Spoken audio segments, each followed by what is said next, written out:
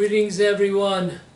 We're on Super Wednesdays here in the Holy Land, the Holy Apple, and the Holy Hilltop. First of all, thanks to our Savior, our cameraman who is with us always, and in his merit, this Torah gets out. So he has a big share and a portion in this Torah. Always thank him. This is the second part. I took a little bit of a break to deal with the Chaim Walder situation. We are on the first day of Adar, the first month of Adar, 5782. So this is part 2 from Bob Marley's Rivers of Babylon to Nissim Black's Ode to Brooklyn. Part 1, we spoke about whenever we see a difficulty in observing a commandment, or in general, whenever we want to understand various foundations, principles in Judaism, we always have to go to the first time where the concept, the letter, is mentioned. And from there we can understand, this will bring light to understand the idea behind this letter or this verse or this idea and concept. So we went back to Abraham, and we saw that Abraham, when it came time to observing the commandment to living in the land of Israel, in the words of our sages, the Rosh, amazingly, the Rosh 1,000 years ago, saying that Abraham was lazy when it came to observing the commandment of the land of Israel. So we see right away, this is also brought down by other commentators, the same idea, by the fact that Abraham, who is our forefather, he's our patriarch, he's the beginning, because he had a difficulty in observing the commandment of living in the land of Israel, this has influenced through thousands of years our difficulty until this very second. When we look around and we see, I'm not interested in the secular Jews, they don't know better, but if we look around the world, in Europe, in America, and see how many religious Jews continue to live in the exile outside the land of Israel, after God has shown us, thousands of miracles over the past 100 years and brought us back to the land of Israel, and the land of Israel giving off its blossoming, the land of Israel and its fruits and its vegetables and all the signs of redemption, seeing it so close, and still communities and communities living outside. This can be traced back to Abraham. Okay, moving along, seeing the difficulties and understanding ourselves today, why we're still suffering today, why we're not able to make that move. So after Abraham we have the return of the Jewish people after 7 years of exile. We're talking approximately the year 370 BCE. The Jews are allowed to come back to the land of Israel. The Jews are allowed to rebuild the temple by Cyprus proclamation. So we are told, amazingly, in the book Tanhuma, portion of Tetzaveh, 13th chapter, we are told there that Ezra, the scribe, requested from the Jewish people outside the land of Israel in Babylon, and we'll see that Ezra traveled to different places around the world, trying to encourage the Jews to come back to the land of Israel, rebuild the temple, was not successful on the most part. And it says in black and white in the Tanhuma that after Ezra requested for the Jews to return, the majority refused. Majority refused. Nothing has changed. Nothing has changed today. Only 42,000, the Torah tells us, only 42,360 Jews came back. and they were not the cream of the crop. As we are told in the tractate of Kiddushin, page 69, side B, these were like the lows of the lows. These were like the gang, you know, the Crips and the Blood. And these were the low lives. We are told in Tractate Yoma, page 9, side B, we are told that Reish Lakish was swimming in the Jordan River, and Rabba Bar Chana stretched out his hand to help him out. Amazing. Listen to the response of Reish Lakish. Reish Lakish says, I swear to you, God hates you. All of you of Babylonia that refused to come back in the time of the Second Temple, and thus the redemption, the complete redemption of the Jewish people never happened. Can you imagine that? Someone is trying to give him a hand. Reish Lakish, I'll give you a hand out of the water, out of the Jordan River. I don't want your hand, I don't want your assistance. You should have been assisting years ago. Your hand that you're willing to help me should have helped bring the Jewish people back at the time where the Jewish people returned after 70 years of exile. And you could have brought the complete redemption upon the Jewish people, the end of history as we know it. And you didn't do it. I swear I hate you and those in Babylonia that did not return. We are told an amazing story in Shir Hashirim Rabbah, chapter 8, paragraph 9. Amazing. Listen to the summary. I'm summarizing. Rabbi Zerah was in the marketplace in the land of Israel. He told the merchant to be very scrupulous while weighing the merchandise. We know that there are Torah prohibitions and commandments that are connected, that a person has to be very honest when it comes to weighing produce, etc. The merchant got upset and told him to leave his store.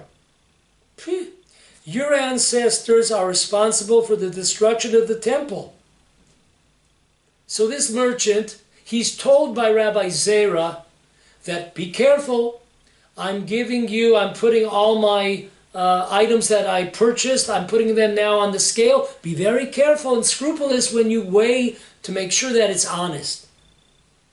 This merchant turns to him, get out of my store. That's what interests you? That I'll be honest when it comes to weights?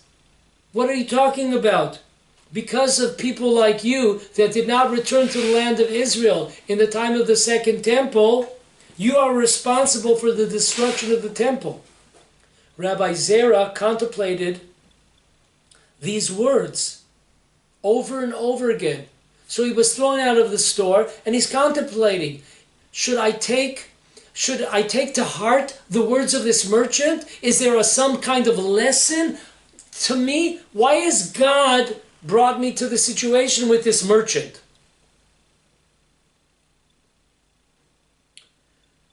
And Rabbi Zerah thought to himself, aren't all Jews, those in Babylonia, those in the land of Israel, aren't we all responsible for the destruction of the temple? Why is this merchant, why is he picking on the Jews of Babylonia?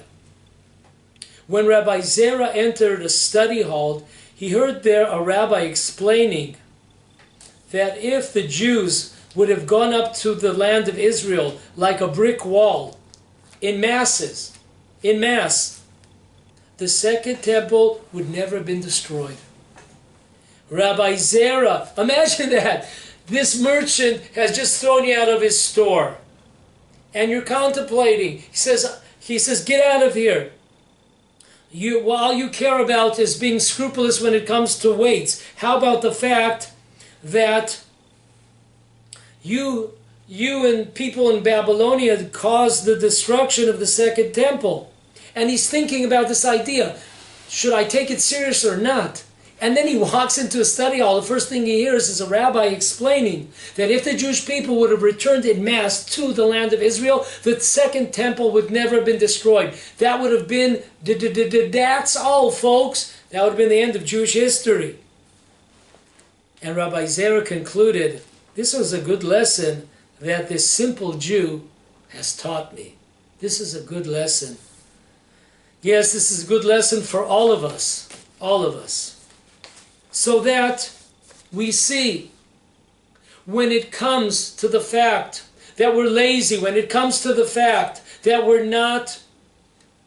lacking when it comes to coming back, returning to the land of Israel, setting the land of Israel. It started in the times of Abraham and continued in the times of the desert we spoke about in our last class.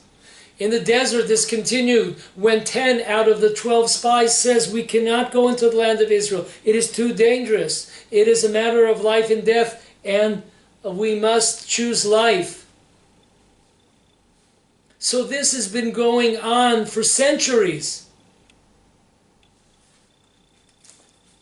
And it's about time we put it to a stop, an end.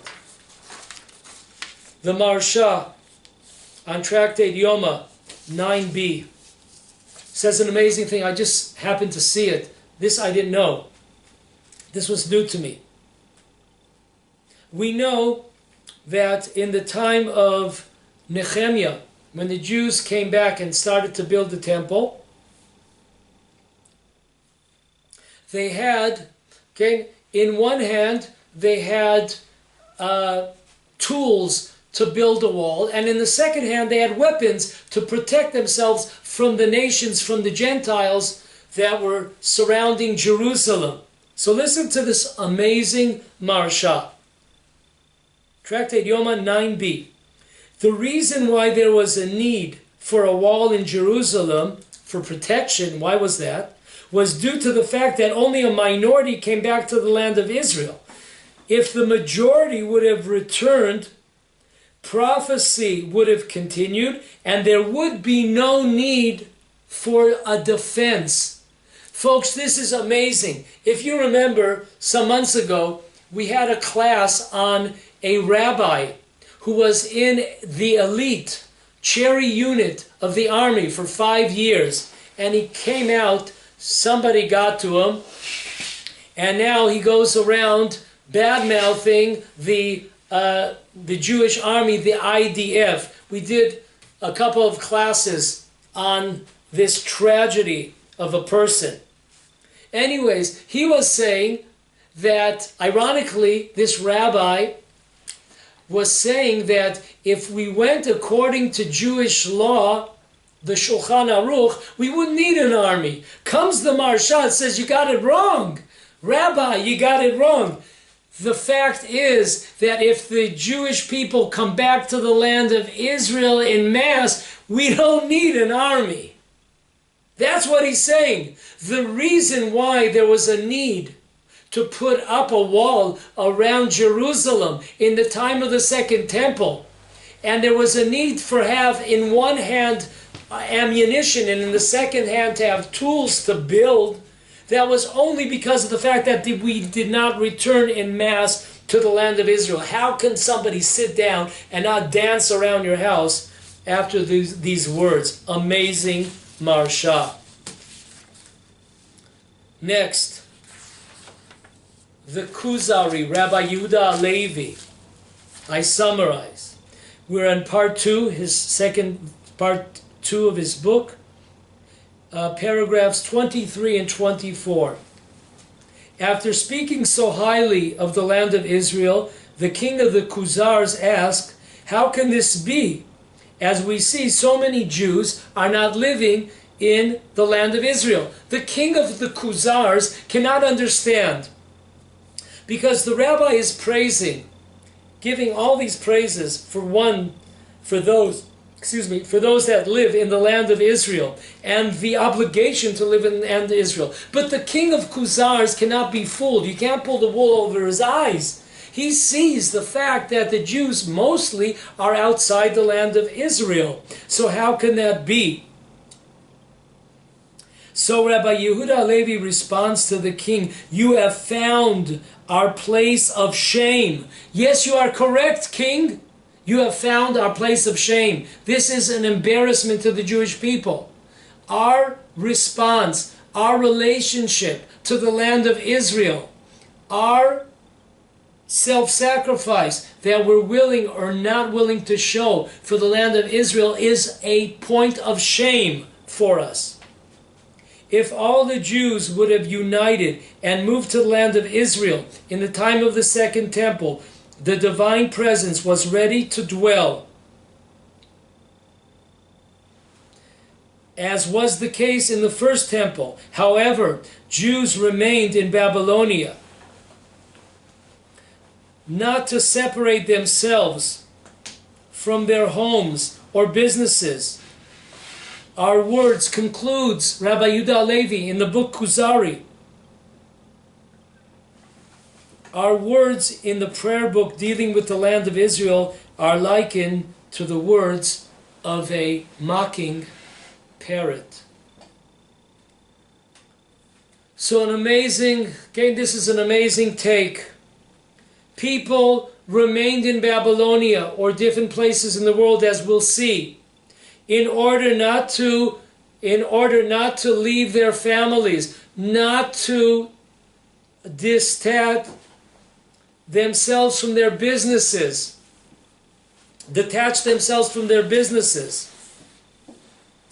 Our words next year in Jerusalem are the words of a mocking parrot. This is our point of shame. This song, Brooklyn, is our point of shame. Singing about Brooklyn. Rabbi Yehudah Halevi, originally from North Africa, lived in the year 1141. So, almost 900 years ago. By the way, Rabbi Yehudah Halevi, true to his words, came to the land of Israel and was murdered by Muslims as he entered the land of Israel, stampeded. Next, amazing historical information. Remember this. Engrave it on all our hearts. Ezra turned to many Jewish communities, trying to encourage them to come to the land of Israel. For the most part, his words fell on deaf ears. Let's check this out. Germany, worms.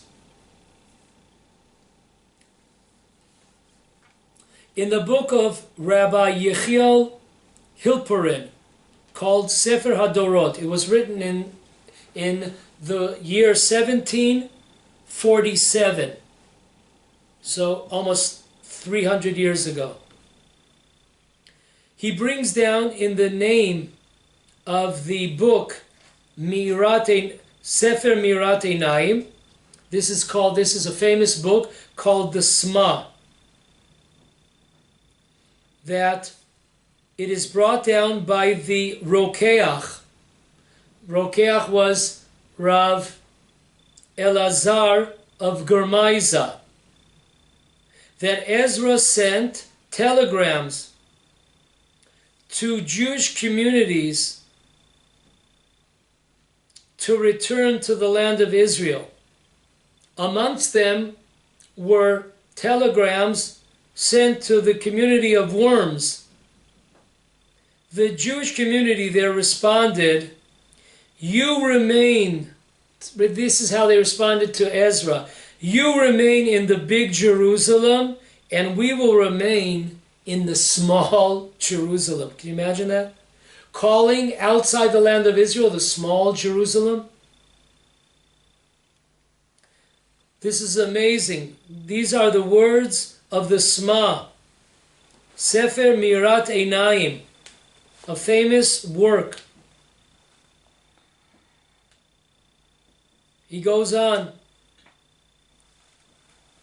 Since the Jews of Worms were held in much respect and admiration there, the Jews were very rich, and they lived in peace and prosperity. That's why they didn't want to come back. The Small writes, in the name of the Rokeach, that the Jews were respected, they were admired, they were well-to-do, they were prosper.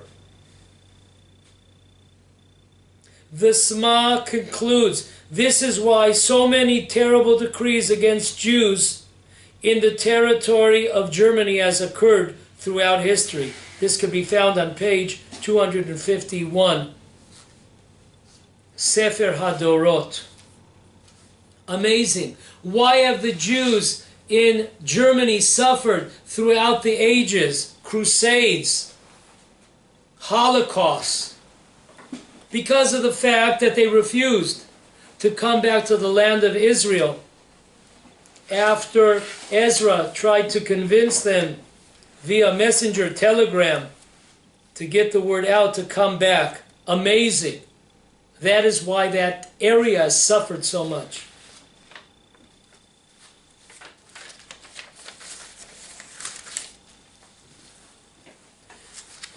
Continuing on the book of Sefer HaDorot,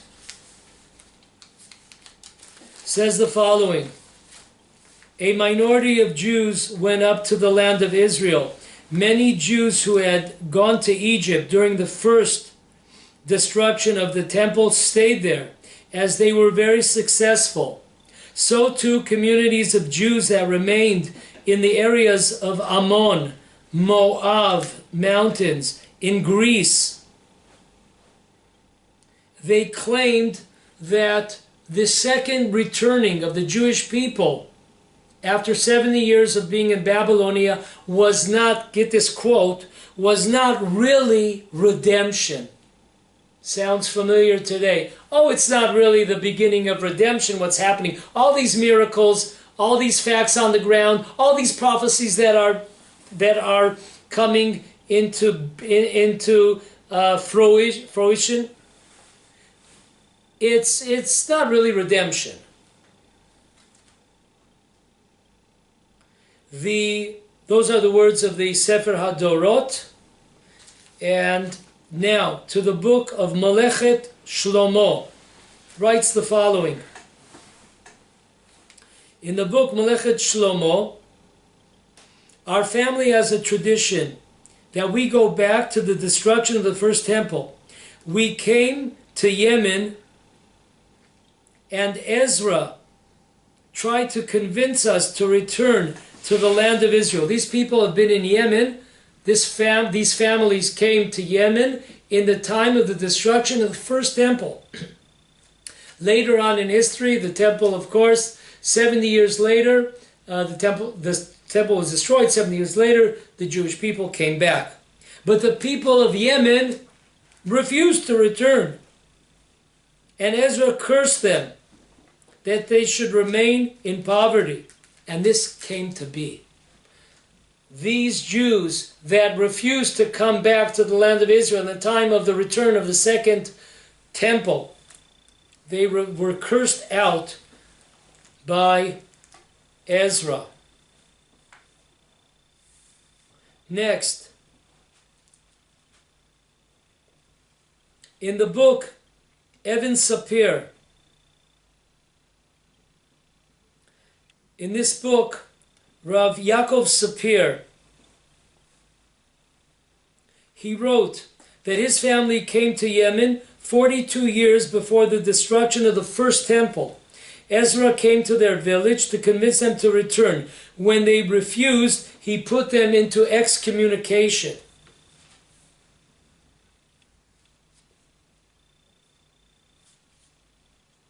Next, in a book by the former president of Israel, Yitzchak Ben-Zvi, in his book Nidche Yisrael, he writes on pages 128 to 129,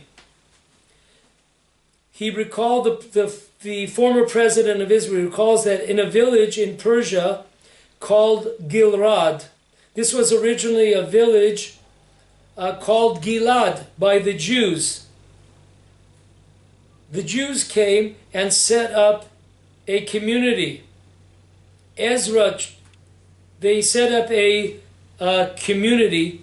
These were Jews who were exiled by the king of Assyria, Sancheriv. So they set up this village and were extremely successful, monetarily wise. Ezra came to this village to try to convince them to return to the land of Israel. They responded, "The land of Israel is full of wars and dangers. Here in Persia we are safe and prosperous." Ezra cursed them not to even have a quorum to pray in. This is the former president of Israel. What he remembered, the tradition, he was from Persia originally. He remembers this tradition, passed down generation to generation, that this community, originally called Gilad, and then the Arabs called the Persians called it Gilrad, but it's the same community. They were successful. And they did not want to return. They were afraid that Israel was full of wars and not safe, dangers. Sounds familiar today.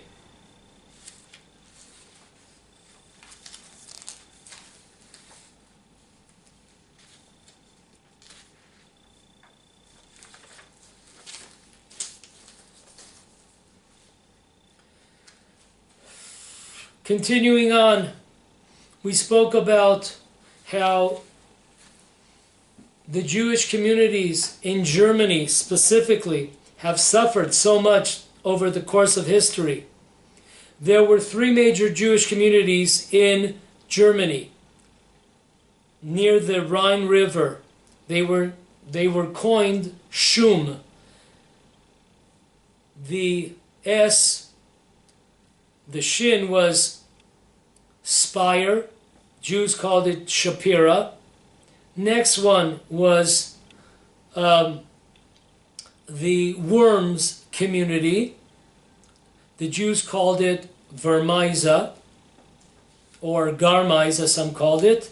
And then there was Mainz. That's what the Jews called Mainz, Magensa. So those were the 3 communities. They called them the Shum communities. These places go back more than 900 years. Some historical sources say they even go back to the time of the first temple. There were Jewish communities in the area of Germany in the time of the first temple. Now, these areas suffered. These areas suffered during this period, going back 900 years. They suffered 8 crusades. The first in 1096, the second 1145, third 1190, fourth 1205, fifth 1230, sixth the year 1250, seventh the year 1270, the 8th and final crusade in 1291. So that's 200 years exactly of crusades that went through these areas of Germany and destroyed and killed and pillaged and raped Jewish communities. Rabbi Yaakov Emden, in his prayer book, in the introduction, says the following. If I'm not mistaken, it's on page 13. Listen to his words. "There is not 1 in 1,000 who is aroused to settle in the land, to dwell there, but rather 1 in a state and 2 in a generation." Oh, that's awful. "No man seeks its love, considers searching or seeking its welfare and good, and does not expect to really see it. It appears to us as we sit in comfort outside the land that we have already found another land of Israel and Jerusalem similar to it. Because of this, there came upon us the evil, all the evil." Listen to the words of Rabbi Jacob Emden, lived in 1600s. "Because of this, we remain sitting in comfort outside the land of Israel, and we do not really expect to ever see it. And we're not really searching and seeking out its love and desiring to come. Because of this came upon us all the evil, when the Jews sat in Spain and in other lands in comfort, in great honor, from the days of the destruction, after the destruction of the temple. They ended up in these cities, in these communities. And then they were exiled from there until there remained not a trace of Jews in those lands, in Spain. We know that 200,000, according to many historians, 200,000 Jews were baptized in Spain in 1492, and between 40 and 100,000 Jews were expelled from Spain. So amazing why that happened. Because we've forgotten Jerusalem, we've forgotten the land of Israel and the desire to live and to settle. And we began to sing songs about Brooklyn. New Jerusalem. Yes, Brooklyn is one of those New Jerusalems. I wanted to read, how many places in the world are there little or New Jerusalems? So check this out.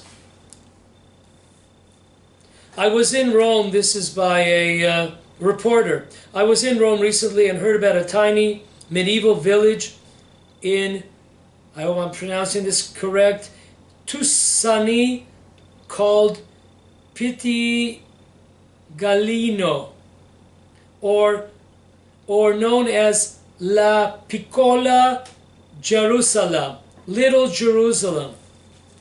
It's approximately 105 miles northwest of Rome. The Jews prospered for many years in this community. However, that goodwill changed after the Medici family, which was appointed by the Pope, came into power in the early 1600s. In 1622, in fact, the Jews in Pitti Gallino, the Little Jerusalem, were confined to a ghetto. Men were required to wear red hats and women red badges on their sleeves. In 1938, fascist racial laws were applied to the Jews, 60 Jews that remained in Little Jerusalem. 60 Jews remained. A flourishing Jewish community.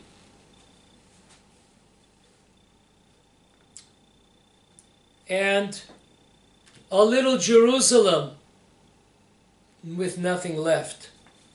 Or take this.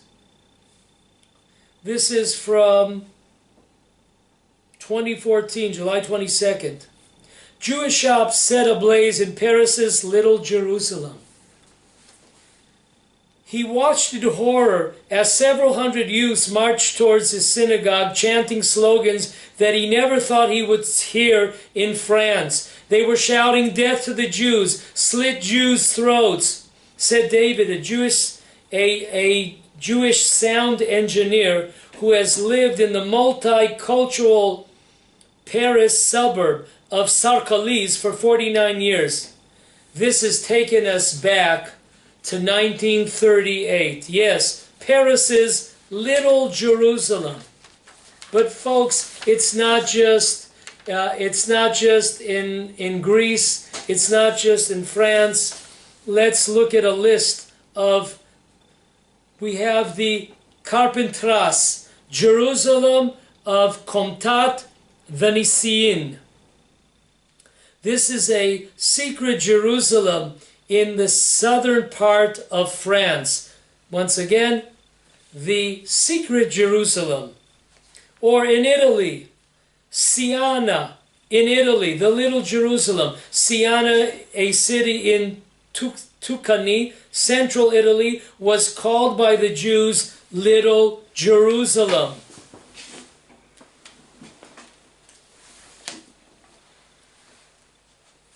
In 1799, a mob from Arezzo plundered the ghetto and burned 19 Jews alive in the Piazza del Campo, 4 of them were women. The synagogue was desecrated, and the axe marks can still be seen in the doors of the ark. In Pressburg, in Hungary, the Jerusalem of Hungary. In Wazen, Little Jerusalem. Or take this one, in Jerzy, the Jerusalem of Moldavia. Speaking of Jerzy, I would like to sketch briefly the uniqueness of the city. Once it was called the Jerusalem of Moldavia, for it was a city of scholars and writers, of famous rabbis and well-known Hasidic leaders. There were many synagogues, and whoever visited the Jewish quarters were deeply impressed by the vigorous and vibrant Jewish life. Of course, none left. Winnipeg, the Jerusalem of Canada. Bukhara, Little Jerusalem. Dr. Baruch Moshavi pointed out in Hadoar, in the magazine Hadoar, on the 19th day of Shvat, 5735, that the Jews of Bukhara called their country Little Jerusalem.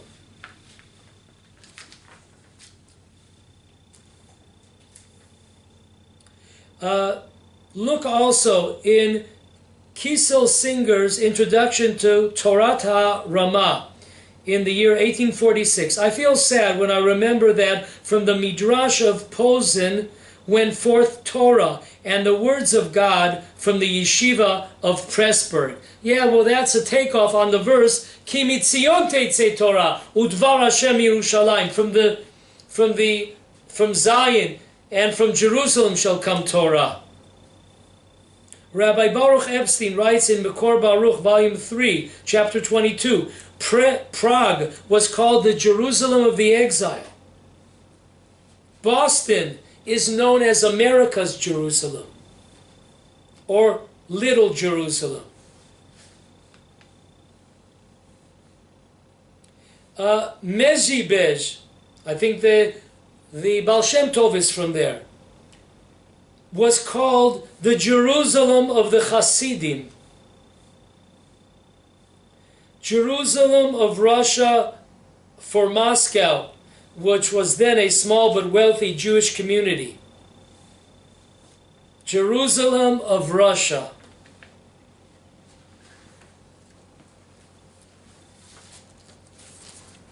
Folks,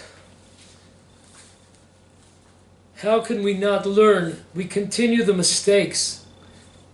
We've been on a journey from Abraham to the desert, to the first temple, to the second temple, through the Rhine River in Germany, through the Crusades, expulsion of Spain, little, new Jerusalems, all came to a crash. Brooklyn. Oh, Brooklyn. What a great place. Let's look.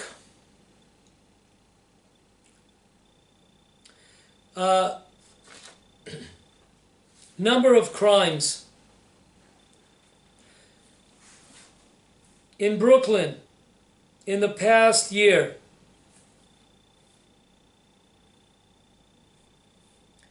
what are your chances of becoming a victim of violent crime in Brooklyn? First of all, in Brooklyn, over the past year, 14,868 violent crimes were perpetrated.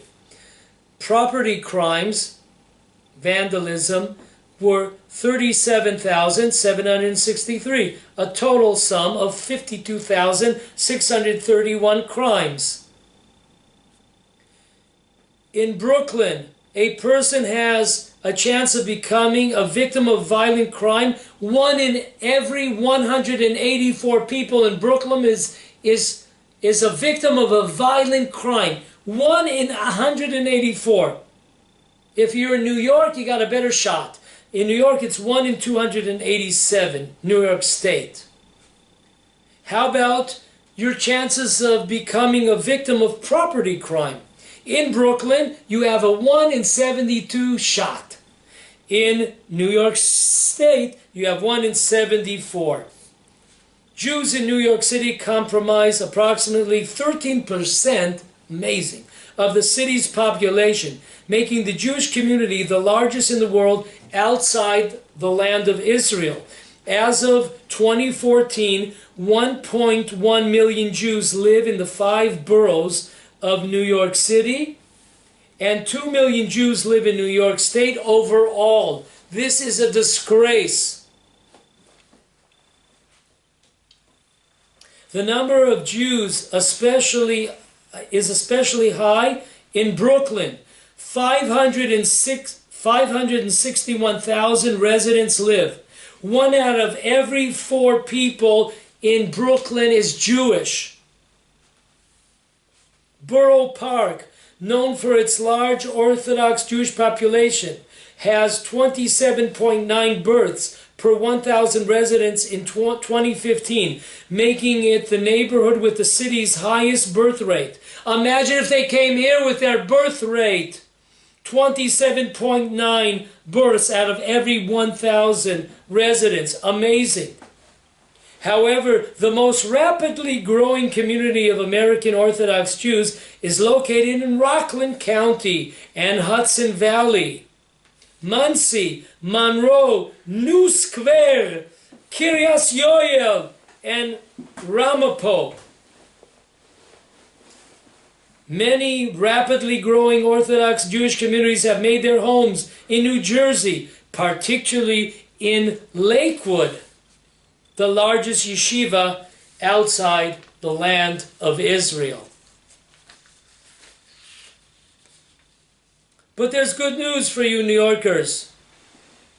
According to the FBI's annual Uniform Crime Report, released this September, the nation saw a 30% increase in murder in 2020, the largest single-year jump since the Bureau began recording crime statistics 60 years ago. Swallow that one. Sit on that one. 30% increase in murder. First time in 60 years since they started recording this. The highest number since they started recording this. All over. Cities are passing homicide records. Also in New York.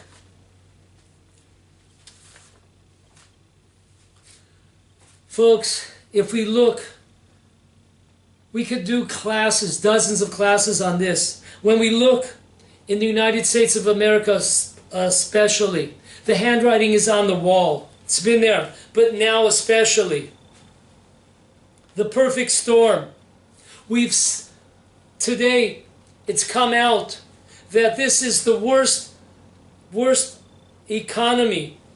The economy is suffering the worst that it's been in the last 40 years. That's amazing. 40 years. We have civil unrest. All these groups, pinned against the other. Economy, the inflation, crime, social unrest. New records in murder. Tensions with world powers. America back against the wall. They got it with China. They got it with Russia. And the Ukraine. On all fronts. You don't need me to go over the statistics.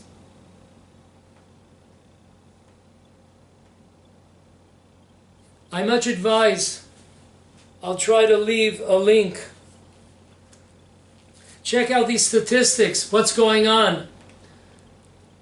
The pulse of America, the pulse of the population in America. What do they think about the future of America, the future of democracy? Please look at that link. Thank you to a hat tip to Tomer Devora for giving us that information. Check out that website. I'm going to leave it here as a link onto the class.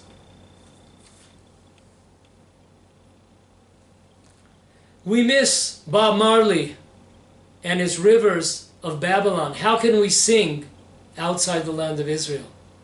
We miss those days. We pray and we continue to teach and cry out to our people, it's time to go home.